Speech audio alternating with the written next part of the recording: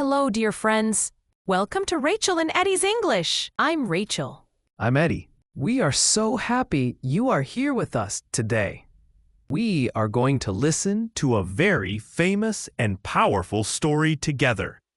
And please always remember, it is okay if you do not understand every word. That is perfectly normal. Just listen and enjoy the feelings of the story.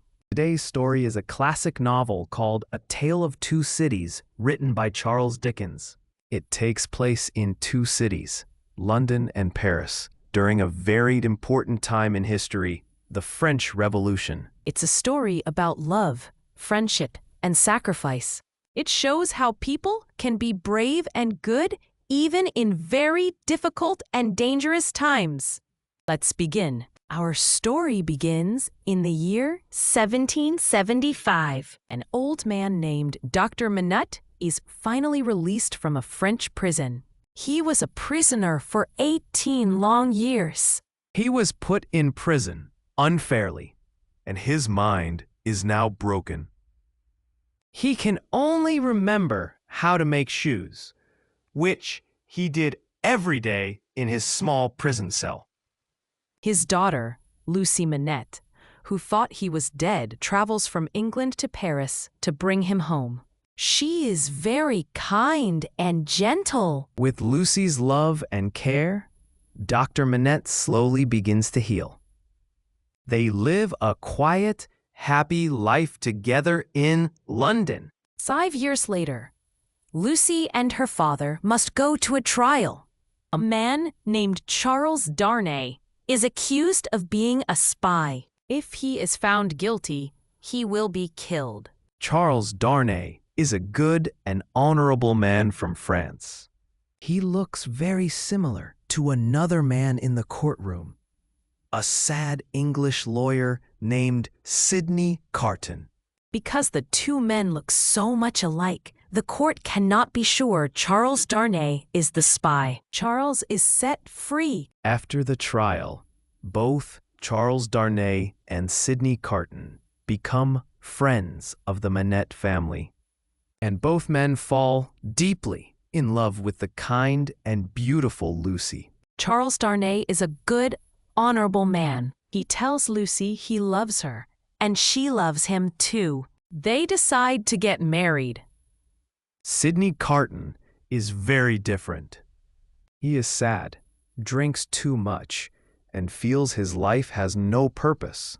He knows Lucy will never love him the way she loves Charles. One day, he visits Lucy and tells her his secret feelings. He cries and says, "My life is wasted, but you have made me feel something good." Then he makes a beautiful and serious promise. He says, "Remember that I would do anything for you. I would give my life to keep a life you love beside you." Lucy never forgets these words. Meanwhile, across the sea, in Paris, life is very different. The poor people are starving. The rich nobles live in luxury and are very cruel. In a poor part of Paris, there is a wine shop owned by Monsieur and Madame Defarge. This shop is the secret center of the revolution. Madame Defarge is always knitting, but she is not making clothes. She is secretly knitting a list of the enemies of the people, the nobles who will be killed when the revolution comes. One day, the anger of the people explodes. They attack the Bastille prison. This is the start of the French Revolution. The city is filled with fire, fighting, and blood. Now, we learn Charles Darnay's big secret. His real family name is Evremond. He is a French nobleman. His family was one of the most cruel and hated in all of France. Charles hated his family's evil actions. He gave up his land and his name, and he moved to England to live a simple, good life. Years pass. Charles and Lucy are happily married and have a daughter. But one day, Charles gets a letter from an old servant in France. The servant has been put in prison by the revolutionaries just because he worked for the Evremond family. He begs Charles to come and save him. Charles knows it is incredibly dangerous, but he is a man of honor. He feels he must go. He secretly travels to Paris. It is a trap. As soon as he arrives, revolutionaries arrest him. Not for something he did, but because he is a nobleman in Evremond. He is thrown into prison. When Lucy and her father find out, they bravely rush to Paris. Dr. Manette is now strong, and he tries to use his fame as a former Bastille prisoner to save Charles. For a time, it works. At a trial, Dr. Manette speaks for Charles. He tells the crowd that Charles is a good man. The people listen, and they set Charles free. Lucy and Charles are together again. They are so happy and relieved. But their joy lasts for only a few hours. That same day, soldiers come to their home. Charles Darnay is arrested again. Madame Defarge has accused him. At a new trial, Madame Defarge reveals a secret she found in Dr. Manette's old prison cell in the Bastille. It is a letter written in secret by the doctor years ago. The letter tells a terrible story. It explains that Charles Darnay's father and uncle were the cruel men who sent Dr. Manette to prison.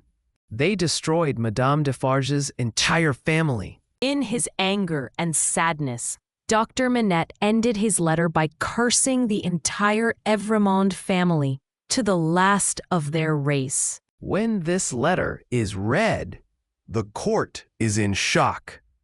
Charles is condemned by the words of his own father-in-law. He is sentenced to die by the guillotine the very next day. All hope is gone. Lucy is in despair, but Sidney Carton has also come to Paris. He heard the news, and he remembers his promise to Lucy. He creates a brave and brilliant plan. He uses his friendship with a spy to get inside the prison where Charles is held. Sidney enters Charles' cell. He tells Charles to switch clothes with him quickly. He says it is for Lucy. Charles is confused, but Sidney gives him a chemical that makes him fall asleep instantly. Sidney puts on Charles's clothes, and Charles puts on Sidney's.